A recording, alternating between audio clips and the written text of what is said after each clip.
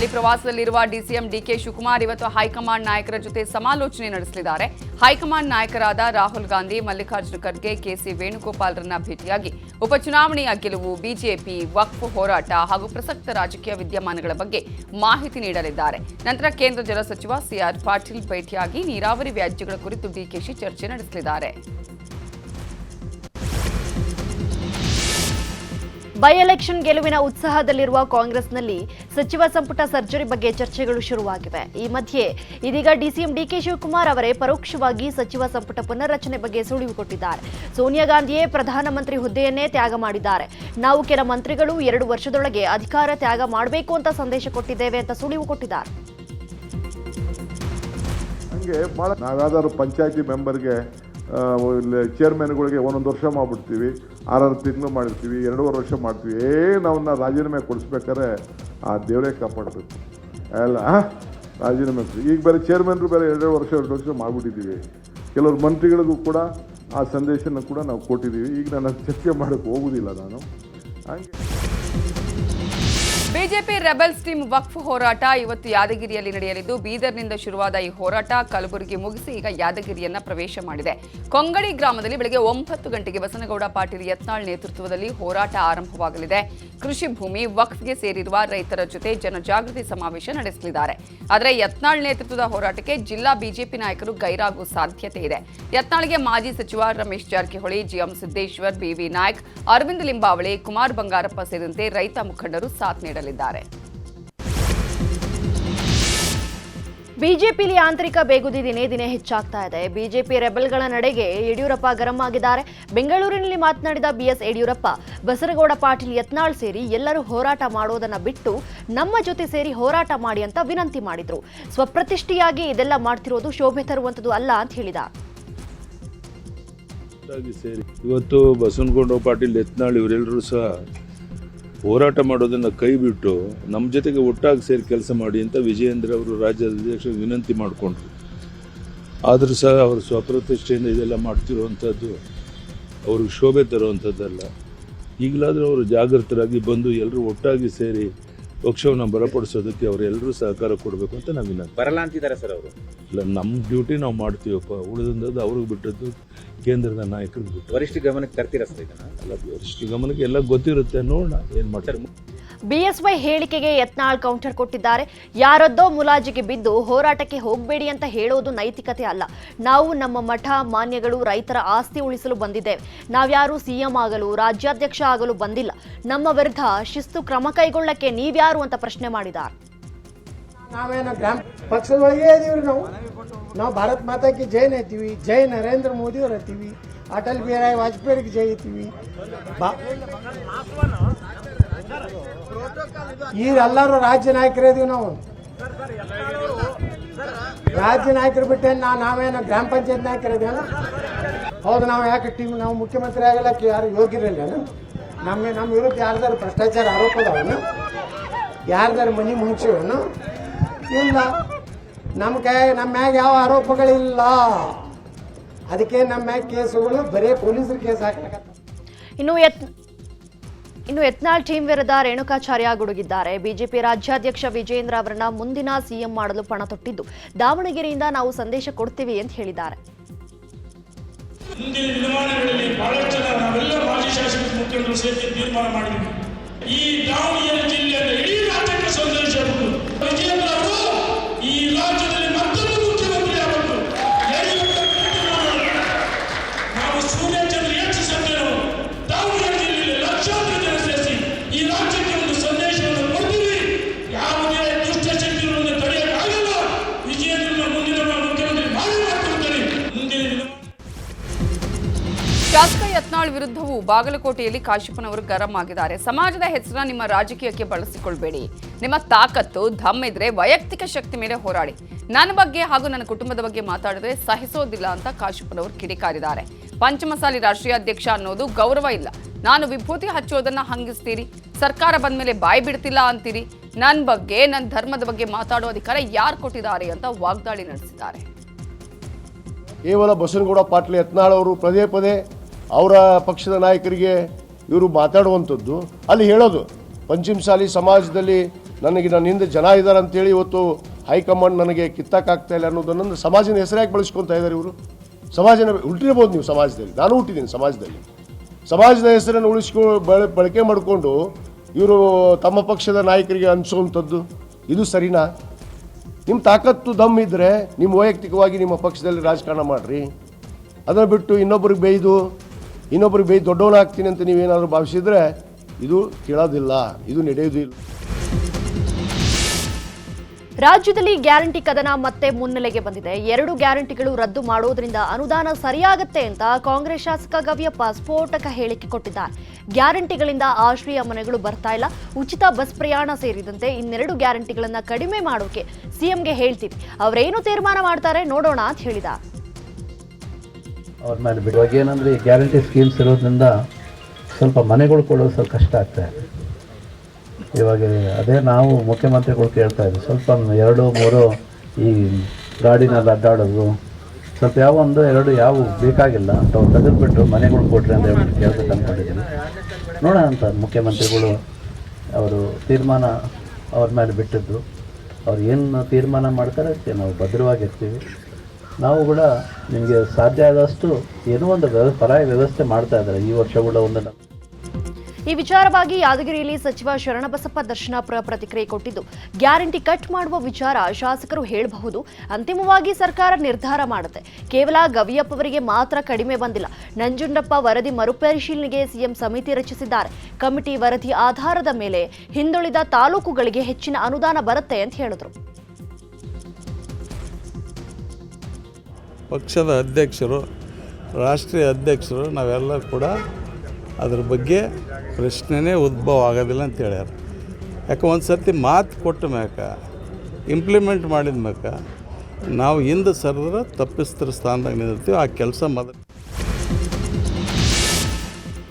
ಶಾಸಕರ ಅನುದಾನ ಕೊರತೆ ಬಹಿರಂಗ ಹೇಳಿಕೆಗೆ ಡಿಕೆ ಶಿವಕುಮಾರ್ ಅಸಮಾಧಾನವನ್ನ ಹೊರಹಾಕಿದ್ದಾರೆ.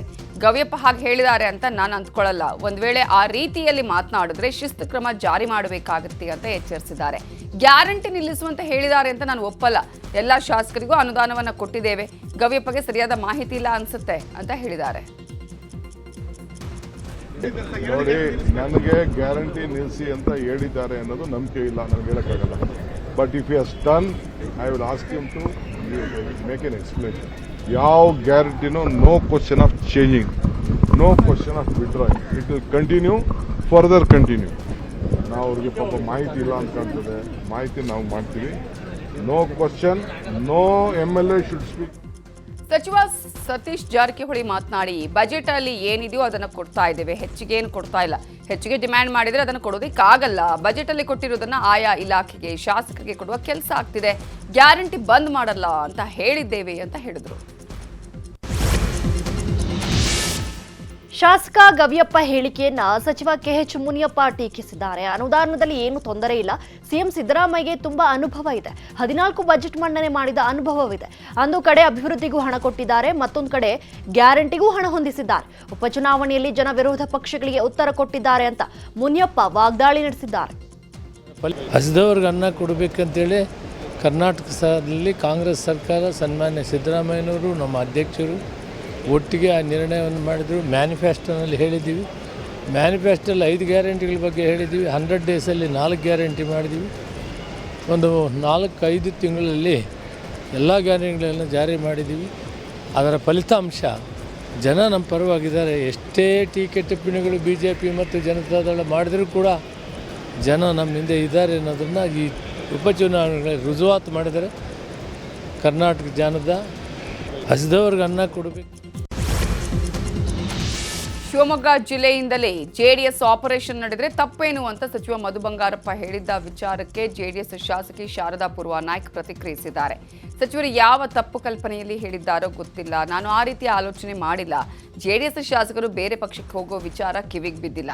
ಇನ್ನು ಯೋಗೇಶ್ವರ್ ಗೆದ್ದ ಅಹಮಲ್ಲಿ ಏನ್ ಬೇಕಾದ್ರೂ ಹೇಳೋದು ಅವರ ಘನತೆಗೆ ತಕ್ಕದ್ದಲ್ಲ ಅಂತ ಹೇಳಿದ್ದಾರೆ. ಅವ್ರು ಯಾಕೋ ಯಾವ ತಪ್ಪು ಕಲ್ಪನೆಯಲ್ಲಿ ಹೇಳಿದಾರೋ ನಮ್ಗೆ ಗೊತ್ತಿಲ್ಲ, ನಾವಂತೂ ಆ ಯೋಚನೆ ಮಾಡಿಲ್ಲ, ಮಾಡೋದೂ ಇಲ್ಲ. ಗೊತ್ತಿಲ್ಲಪ್ಪ, ನನಗಂತೂ ಇನ್ನೂ ಏನೂ ಗೊತ್ತಾಗಿಲ್ಲ. ಆ ರೀತಿ ಏನೋ ಅರ್ಥ ನಮ್ಮ ಕಿವಿಗೆ ಬಿದ್ದಿಲ್ಲ. ನೋಡೋಣ. ಹೌದೌದು, ಪಾಪ ಎಲ್ಲರೂ ಅವ್ರನ್ನೇ ನಿಂತು ಎಲೆಕ್ಷನ್ ಮಾಡಿದ್ದು, ಅವ್ರು ನಿಂತ್ಕೊಂಡೇ ರಾಜಕಾರಣ ಮಾಡ್ತಾ ಇರೋದು. ಪಾಪ ಸಹಜವಾಗಿ ಅವ್ರು ಹೇಳ್ತಾರೆ. ಅವರೇ ಬೇರೆ ಪಕ್ಷದಿಂದ ಬಂದು ಇವತ್ತು ಇಲ್ಲಿ ನಿಂತ್ಕೊಂಡು ಗೆದ್ದಿರೋದಲ್ವಾ, ಕಾಂಗ್ರೆಸ್ಸಲ್ಲಿ ನಿಂತು ಹೇಳ್ತಾರೆ ಪಾಪ. ಜಿಲ್ಲಾ ಉಸ್ತುವಾರಿ ಸಚಿವರು ನೀವೇನು ಪ್ರಶ್ನೆ ಮಾಡಿದ್ರು ಅವ್ರೇನು ಕೊಟ್ಟರು ಅದ್ರ ಹಿನ್ನೆಲೆ ನಂಗೆ ಗೊತ್ತಿಲ್ಲ. ಚನ್ನಪಟ್ಟಣ ಶಾಸಕ ಸಿಪಿ ಯೋಗೇಶ್ವರ್ಗೆ ಜೆಡಿಎಸ್ ಮುಖಂಡ ಬಂಡೆಪ್ಪ ಕಾಶೆಂಪುರ್ ಸವಾಲ್ ಹಾಕಿದ್ದಾರೆ. 1 ತಿಂಗಳ ಕಾಲಾವಕಾಶ ಕೊಡ್ತೀನಿ, ಜೆಡಿಎಸ್ನ ಒಬ್ಬರನ್ನಾದ್ರೂ ಕರೆಸ್ಕೊಳ್ಳಿ, ಜೆಡಿಎಸ್ ಪಕ್ಷದ ಒಬ್ಬ ಶಾಸಕರನ್ನಾದ್ರೂ ಕರೆಸ್ಕೊಳ್ಳೋದಕ್ಕೆ ಆಗತ್ತಾ? ಇಂದಿಂದ ಡಿಸೆಂಬರ್ 26ರವರೆಗೆ ಕಾಲಾವಕಾಶ ಕೊಡ್ತೀನಿ, ಒಬ್ಬರನ್ನಾದ್ರೂ ಕರ್ಕೊಂಡು ಬನ್ನಿ ಅಂತ ಸವಾಲ್ ಹಾಕಿದ್ದಾರೆ. ನಾನು ಹೇಳ್ತೀನಿ, ಇವತ್ತು 26ನೇ ನವೆಂಬರ್, 1 ತಿಂಗಳ ಟೈಮ್ ನಿಮಗೆ. 1 ಶಾಸಕರಿಗೆ ನಮ್ಮ ಪಾರ್ಟಿದು JDS ಪಾರ್ಟಿ ಮುಂದಿನ ತಿಂಗಳು 26ನೇ ತಾರೀಕುವರೆಗೆ ನಿಮ್ಮ ಪಾರ್ಟಿಯಲ್ಲಿ ಸೇರಿಸಿ TV ಬರಬೇಕು. ಸಾಕು, ಗೊತ್ತಾಯ್ತಾ? ನೀವು ಹೇಳಿದ್ರಲ್ಲ, ಒಂದೇ ಶಾಸಕರಿಗೆ ಕರ್ಕೊಂಡು ಹೋಗ್ರಿ, ನಾ ಹೇಳ್ತೀನಿ.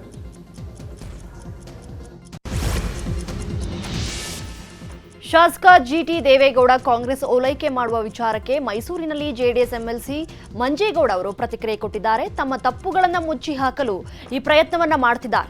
ಜಿಟಿಡಿ ಪತ್ನಿ ಅಪೆಕ್ಸ್ ಬ್ಯಾಂಕ್ ಅಧ್ಯಕ್ಷರಾದ ವೇಳೆ 19.25 ಕೋಟಿ ಅವ್ಯವಹಾರ ಆಗಿದೆ. ಈ ಬಗ್ಗೆ ಎಫ್ಐಆರ್ ಕೂಡ ಆಗಿದೆ. ಇದಕ್ಕಾಗಿ ಕಾಂಗ್ರೆಸ್ ಓಲೈಕೆ ಮಾಡ್ತಿರಬಹುದು ಅಂತ ಹೇಳಿದ್ದಾರೆ. ಅವರ ಪತ್ನಿಯೇ ಅವ್ಯವಹಾರ ಮಾಡಿದ್ದಾರೆ ಅಂತಿಲ್ಲ, ಬದಲಿಗೆ ಅವರು ಅಧ್ಯಕ್ಷರಾದ ವೇಳೆ ಅವ್ಯವಹಾರ ಆಗಿದೆ ಅಂತ ಎಫ್ಐಆರ್ ಆಗಿದೆ ಅಂತ ಹೇಳಿದ್ರು. ಅವರ ಶ್ರೀಮತಿಯವರು ಯಾವ ಬ್ಯಾಂಕಲ್ಲಿ ಅಧ್ಯಕ್ಷರಾಗಿದ್ದರು, ಆ ಬ್ಯಾಂಕಲ್ಲಿ ಒಂದು FIR ಆಗಿದೆ ಅಂತಕ್ಕಂಥ ವಿಚಾರವನ್ನು ಕೇಳ್ಪಟ್ಟೆ.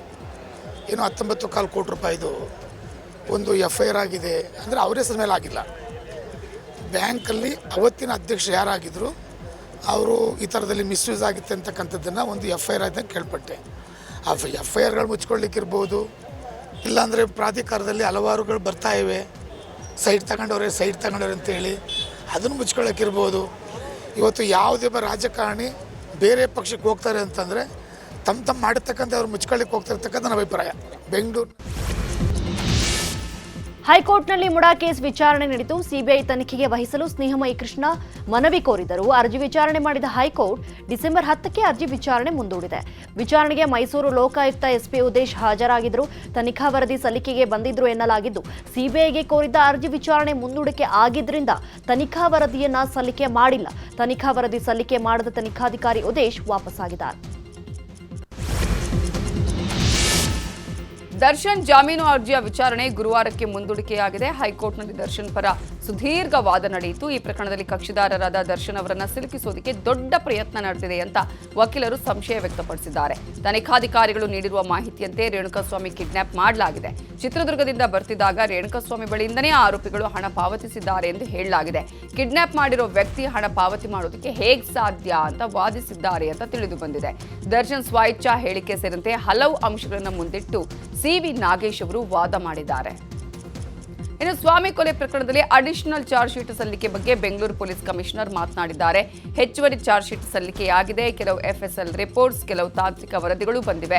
ಪೂರಕ ಚಾರ್ಜ್ ಶೀಟ್ ಸಲ್ಲಿಸಲಾಗಿದೆ ಅಂತ ಪೊಲೀಸ್ ಕಮಿಷನರ್ ದಯಾನಂದ್ ಹೇಳಿದ್ದಾರೆ.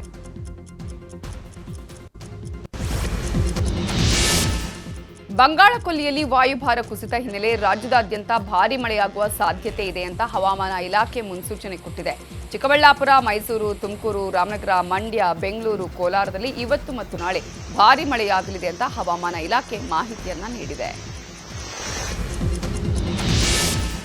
ಚಾಮರಾಜನಗರ ಜಿಲ್ಲೆ ಬಂಡೀಪುರ ಮಾರ್ಗದ ಹೆದ್ದಾರಿಗಳಲ್ಲಿ ರಾತ್ರಿಯ ವಾಹನ ಸಂಚಾರಕ್ಕೆ ಅವಕಾಶ ಕೊಡಬಾರದು ಅಂತ ಆಗ್ರಹಿಸಿ ರೈತರು ಪ್ರತಿಭಟನೆ ನಡೆಸಿದ್ದಾರೆ. ಕರ್ನಾಟಕ ಕೇರಳ ಗಡಿಭಾಗದ ಮುಲೆಹೊಳೆ ಚೆಕ್ಪೋಸ್ಟ್ ಬಳಿ ಧರಣಿ ನಡೆಸಿದ ರೈತರು ಇತ್ತೀಚೆಗೆ ಕೇರಳದ ವೈನಾಡ್ ಉಪಚುನಾವಣೆ ಪ್ರಚಾರದ ವೇಳೆ DCM DK ಶಿವಕುಮಾರ್ ಬಂಡೀಪುರ ಮಾರ್ಗ ರಾತ್ರಿ ವಾಹನ ಸಂಚಾರಕ್ಕೆ ಅವಕಾಶ ಕಲ್ಪಿಸುವ ಬಗ್ಗೆ ಭರವಸೆ ನೀಡಿರುವುದು ಕಳವಳಕಾರಿಯಾಗಿದೆ. ಇದರಿಂದ ವನ್ಯಜೀವಿಗಳಿಗೆ ಆಪತ್ತು ಹಾಗೂ ಸ್ಮಗ್ಲಿಂಗ್ ಸೇರಿದ ಅಕ್ರಮ ಚಟುವಟಿಕೆಗಳಿಗೆ ರಹದಾರಿ ಮಾಡಿಕೊಟ್ಟ ಆಗಲಿದೆ. ಹೀಗಾಗಿ ಯಾವುದೇ ಕಾರಣಕ್ಕೂ ರಾತ್ರಿ ವಾಹನ ಸಂಚಾರಕ್ಕೆ ಅವಕಾಶ ಕೊಡಬಾರದು ಅಂತ ಒತ್ತಾಯವನ್ನು ಮಾಡಿದ್ದಾರೆ. ಕೊಪ್ಪಳದ ವಸತಿ ನಿಲಯದ ವಿದ್ಯಾರ್ಥಿಗಳು ಗುಣಮಟ್ಟದ ಊಟ ಕೊಡುವಂತೆ ಒತ್ತಾಯಿಸಿದ್ದಾರೆ. ಕೃಷ್ಣಗಿ ಪಟ್ಟಣದಲ್ಲಿರೋ ಸಮಾಜ ಕಲ್ಯಾಣ ಇಲಾಖೆಯ ಡಾಕ್ಟರ್ ಅಂಬೇಡ್ಕರ್ ಮೆಟ್ರಿಕ್ ನಂತರದ ವಸತಿ ನಿಲಯದ ವಿದ್ಯಾರ್ಥಿಗಳು ಅಳಲನ್ನ ತೋಡ್ಕೊಂಡಿದ್ದಾರೆ. ವಸತಿ ನಿಲಯಕ್ಕೆ ಆಹಾರ ಧಾನ್ಯ ವಿತರಿಸಬೇಕಾದ ಗುತ್ತಿಗೆದಾರ 6 ತಿಂಗಳಿಂದ ಆಹಾರ ಧಾನ್ಯವನ್ನೇ ವಿತರಿಸಿಲ್ಲ. ಇಲಾಖೆಯಿಂದ ಕೊಡುವ ಅಕ್ಕಿ, ಗೋಧಿ, ಅಡುಗೆ ಎಣ್ಣೆ ಮಾತ್ರ ಸರಬರಾಜು ಆಗ್ತಾ ಇರೋದ್ರಿಂದ ಸಪ್ಪೆ ಆಹಾರ ನೀಡಲಾಗ್ತಾ ಇದೆ. ಈ ಬಗ್ಗೆ ಇಲಾಖೆಯ ಹಿರಿಯ ಅಧಿಕಾರಿಗಳು ಕ್ರಮ ಕೈಗೊಳ್ಳುವಂತೆ ವಿದ್ಯಾರ್ಥಿಗಳು ಆಗ್ರಹಿಸಿದ್ದಾರೆ. ಕಲಬುರಗಿ ವಿವಿ ವಿದ್ಯಾರ್ಥಿಗಳು ಪರೀಕ್ಷೆ ಬರೆದು ಫಲಿತಾಂಶ ಸಿಗದೆ ಒದ್ದಾಡ್ತಿದ್ರು. ಅಷ್ಟೇ ಅಲ್ಲ, ಕಲಬುರಗಿ ವಿವಿಯಲ್ಲಿ ಅಂಗನವಾಡಿ ಕಾರ್ಯಕರ್ತರ ಕೈಯಲ್ಲಿ ಮೌಲ್ಯಮಾಪನ ಮಾಡಿಸಿದ ಆರೋಪ ಇತ್ತು. ಈ ಬಗ್ಗೆ ನ್ಯೂಸ್ 18 ವಿಸ್ತೃತ ವರದಿ ಪ್ರಸಾರ ಮಾಡಿತ್ತು. ಸುದ್ದಿ ಪ್ರಸಾರವಾದ ಕೆಲವೇ ಗಂಟೆಗಳಲ್ಲಿ ಎಚ್ಚೆತ್ತುಕೊಂಡ ಉನ್ನತ ಶಿಕ್ಷಣ ಇಲಾಖೆ ತನಿಖೆಗೆ ಆದೇಶ ಹೊರಡಿಸಿದೆ. ಇದಕ್ಕಾಗಿ ಉನ್ನತ ಶಿಕ್ಷಣ ಪರಿಷತ್ತಿನ ಉಪಾಧ್ಯಕ್ಷರು ಹಾಗೂ ನಿವೃತ್ತ ಕುಲಪತಿ ಡಾಕ್ಟರ್ NR ನಿರಂಜನ್ ಅವರನ್ನ ನೇಮಕ ಮಾಡಲಾಗಿದ್ದು, ಕೂಡಲೇ ಕಲಬುರಗಿ ವಿಶ್ವವಿದ್ಯಾಲಯಕ್ಕೆ ಭೇಟಿ ಕೊಟ್ಟು ತನಿಖಾ ವರದಿಯನ್ನು ಸಲ್ಲಿಸುವಂತೆ ಸೂಚನೆ ಕೊಡಲಾಗಿದೆ. ಇನ್ನು ಇದೇ ವಿಚಾರವಾಗಿ ಮಾತನಾಡಿದ ಸಚಿವ ಈಶ್ವರ ಖಂಡ್ರೆ, ಮಕ್ಕಳ ಭವಿಷ್ಯ ಹಾಳಾಗಲು ಬಿಡಲ್ಲ ಅಂತ ಹೇಳಿದ್ದಾರೆ. ಇದು ನ್ಯೂಸ್ 18 ವರದಿಯ ಫಲಶ್ರುತಿ.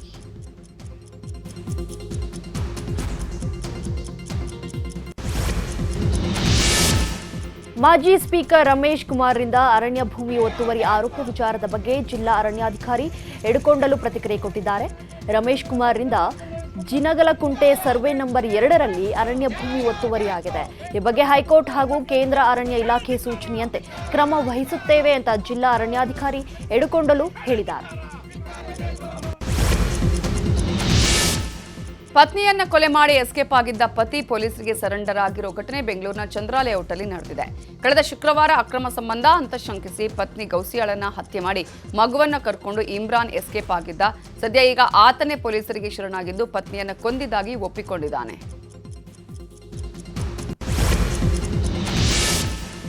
ಸುಳೆಬಾವಿ ಮಹಾಲಕ್ಷ್ಮಿ ದೇವಿ ಜಾತ್ರೆಗೆ 3 ಕೋಟಿ ಅನುದಾನ ಬಿಡುಗಡೆ ಮಾಡಲಾಗಿದೆ ಅಂತ ಬೆಳಗಾವಿಯಲ್ಲಿ ಸಚಿವೆ ಲಕ್ಷ್ಮೀ ಹೆಬ್ಬಾಳ್ಕರ್ ಹೇಳಿದ್ದಾರೆ. ಅಮ್ಮನ ಆಶೀರ್ವಾದದಿಂದ ಕೈಯಲ್ಲಿ ಶಕ್ತಿ ಇದೆ. ಈ ಕ್ಷೇತ್ರವನ್ನ ಜಾತ್ರೆಯ ಒಳಗೆ ಅಭಿವೃದ್ಧಿಪಡಿಸಲಾಗುವುದು ಎಂದು ಸಚಿವೆ ಲಕ್ಷ್ಮೀ ಹೆಬ್ಬಾಳ್ಕರ್ ಮಾಹಿತಿ ಕೊಟ್ಟಿದ್ದಾರೆ. ಜಾತ್ರೆ ಒಳಗಡೆ ಈ ಕೆಲಸ ಆಗಬೇಕು. ಜಾತ್ರೆಗಿಂತ ಮೊದಲು ನಾವು ಈ ಒಂದು ಮೂರ್ತಿಯ ಪ್ರತಿಷ್ಠಾಪನೆಯನ್ನು ನಾವು ಮಾಡೋದು, ಉದ್ಘಾಟನೆ ಆಗಬೇಕು. ಅದು ನಮ್ಮ ಗುರು ಹಿರಿಯರ ಮತ್ತೆ ಎಲ್ಲ ಕಮಿಟಿಯವರು, ಶಿವಾಜಿ ಮಹಾರಾಜರ ಏನು ಕಮಿಟಿ ಇದೆ ಆ ಕಮಿಟಿಯ ಎಲ್ಲ ಸದಸ್ಯರ ಒಂದು ಆಸೆ ಪ್ರಕಾರ ಜಾತ್ರೆ. ಬಾಲಿವುಡ್ ಸ್ಟಾರ್ ನಟ ಸೂರ್ಯ ದಂಪತಿ ಕೊಲ್ಲೂರಿನ ಮೂಕಾಂಬಿಕಾ ದೇವಾಲಯಕ್ಕೆ ಭೇಟಿ ಕೊಟ್ಟಿದ್ದಾರೆ. ನಟ ಸೂರ್ಯ ಪತ್ನಿ ಜ್ಯೋತಿಕಾ ಜೊತೆ ದೇವಾಲಯದಲ್ಲಿ ನಡೆದ ಚಂಡಿಕಾ ಯಾಗ ಹಾಗೂ ಪೂರ್ಣಾಹುತಿ ಪೂಜೆಯಲ್ಲಿ ಭಾಗಿಯಾಗಿ ವಿಶೇಷ ಪೂಜೆಯನ್ನು ಸಲ್ಲಿಸಿದರು.